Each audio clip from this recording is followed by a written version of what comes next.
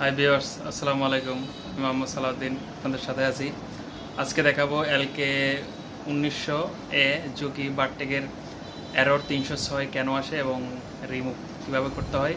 ওটা আসলে 306 আসার মূল কারণ হচ্ছে ফিল্ড প্লেটের নিচে যে দুইটি সেন্সর থাকে, সেন্সরের ভিতরে যদি ময়লা থাকে অনেক ময়লা, তাহলে 306 এররটি আসে। ওটা আসলে পরিষ্কার করে দিলেও ঠিক হয়ে যাবে এবং প্রোগ্রাম থেকে তাৎক্ষণিক আপনারা কীভাবে রিমুভ করতে হবে এটা আপনাদেরকে দেখাচ্ছি। So let's the video check.